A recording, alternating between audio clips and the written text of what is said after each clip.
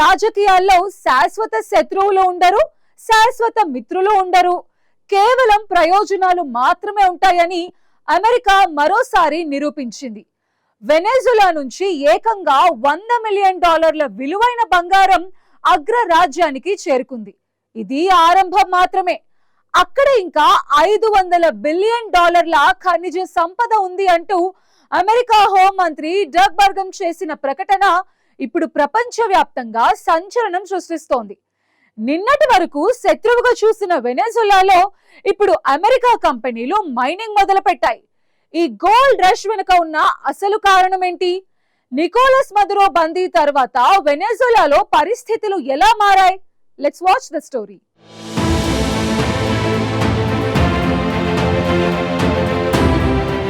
బంగారం, చమురు, అరుదైన ఖనిజాలు ఉన్న దేశాలు ఎప్పుడూ ప్రపంచం శక్తుల దృష్టిని ఆకర్షిస్తూ ఉంటాయి.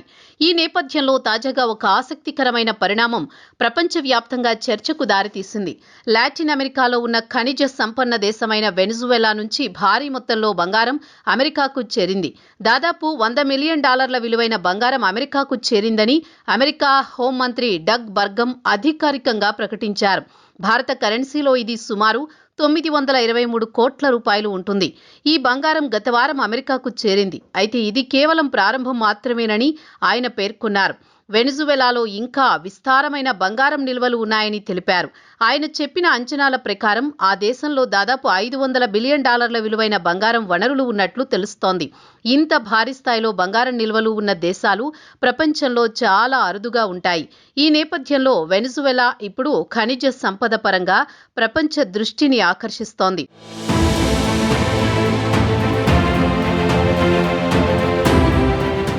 వెనిజువెలాలో బంగారం తవ్వకాలలో మినర్వెన్ సంస్థ కీలక పాత్ర పోషిస్తోంది.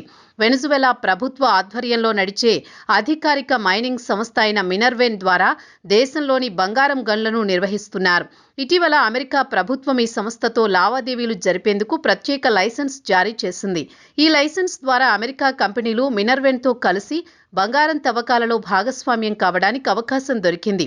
దీంతో వెనిజువెలాలోని బంగారం వనరులను వినియోగించుకోవడానికి అమెరికా ప్రత్యక్షంగా రంగంలోకి దిగింది. ఈ పరిణామాలకు ముందు కూడా కొన్ని కీలక సమావేశాలు జరిగాయి. ఇటీవల వెనిజువెలా తాత్కాలిక అధ్యక్షురాలిగా వ్యవహరిస్తున్న డెల్సీ రోడ్రిగ్స్తో అమెరికా హోంమంత్రి డగ్ బర్గమ్ ప్రత్యేకంగా భేటీ అయ్యారు.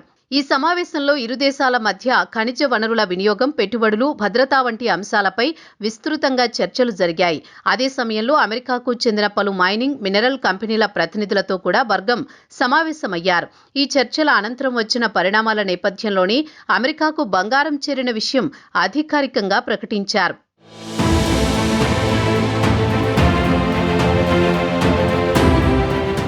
వెనిజువెలా ప్రభుత్వం కూడా విదేశీ పెట్టుబడులు ఆకర్షించడానికి ఆసక్తి చూపుతోంది. ముఖ్యంగా బంగారం, అరుదైన ఖనిజాలు ఉన్న ప్రాంతాల్లో అంతర్జాతీయ కంపెనీలు పెట్టుబడులు పెట్టేందుకు అవకాశాలు కల్పించాలని ఆ దేశ ప్రభుత్వం భావిస్తోంది. ఈ నేపథ్యంలో పెట్టుబడులు పెట్టే సంస్థలకు పూర్తి భద్రత కల్పిస్తామని డెల్సీ రోడ్రిగ్స్ ప్రభుత్వం హామీ ఇచ్చినట్లు డగ్ బర్గమ్ వెల్లడించారు. అయితే వెనిజువెలాలోని కొన్ని ఖనిజ ప్రాంతాల్లో భద్రతా పరిస్థితులు అంతగా అనుకూలంగా లేవు. కొన్ని ప్రాంతాల్లో గెరిల్లా దళాలు, అక్రమ గనుల మాఫియా, ఇతర సాయుధ వర్గాలు చురుగ్గా ఉంటాయి. దీంతో అక్కడ పెట్టుబడులు పెట్టే సంస్థలకు రక్షణ కల్పించడం ఒక పెద్ద సవాల్గా మారుతోంది. అమెరికా జారీ చేసిన తాజా లైసెన్సులో కొన్ని కఠినమైన నిబంధనలు కూడా ఉన్నాయి. ముఖ్యంగా వెనిజువెలా మైనింగ్ సంస్థ మినర్వెన్ కొన్ని దేశాలకు చెందిన వ్యక్తులు లేదా సంస్థలతో ఒప్పందాలు చేసుకోవడాన్ని అమెరికా నిషేధించింది. ఇందులో ముఖ్యంగా north Korea, Russia, Iran, Cuba వంటి దేశాలు ఉన్నాయి. ఈ దేశాలకు చెందిన వ్యక్తులు లేదా సంస్థలతో మినర్వెన్ వ్యాపారం ఒప్పందాలు కుదుర్చుకోవడం పూర్తిగా నిషేధించింది. దీని ద్వారా వెనిజువెలా ఖనిజ వనరులపై కొన్ని దేశాల ప్రభావాన్ని తగ్గించాలనే అమెరికా వ్యూహం స్పష్టంగా కనిపిస్తోంది.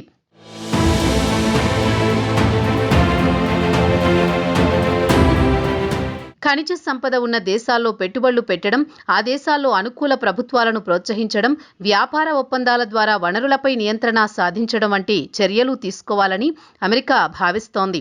వెనిజువెలాతో జరుగుతున్న తాజా ఒప్పందాలు కూడా అదే వ్యూహంలో భాగంగా కనిపిస్తున్నాయి. మొత్తంగా ప్రపంచ రాజకీయాల్లో సహజ వనరుల ప్రాముఖ్యత ఎంత పెరిగిందో ఈ పరిణామాలు స్పష్టంగా చూపిస్తున్నాయి. ఒకవైపు చైనా తన ప్రభావాన్ని విస్తరించేందుకు ప్రయత్నిస్తుంటే, మరోవైపు అమెరికా ప్రభావాన్ని ఎదుర్కొనేందుకు వ్యూహాత్మక చర్యలు తీసుకుంటోంది. ఈ నేపథ్యంలో వెనిజువెలా వంటి ఖనిజ సంపన్న దేశాలు ఇప్పుడు అంతర్జాతీయ రాజకీయాల్లో కీలక కేంద్రాలుగా మారుతున్నాయి. భవిష్యత్తులో ఈ వనరుల కోసం ప్రపంచ శక్తుల మధ్య పోటీ మరింత తీవ్రంగా మారే అవకాశాలు ఉన్నాయని అంతర్జాతీయ విశ్లేషకులు భావిస్తున్నారు.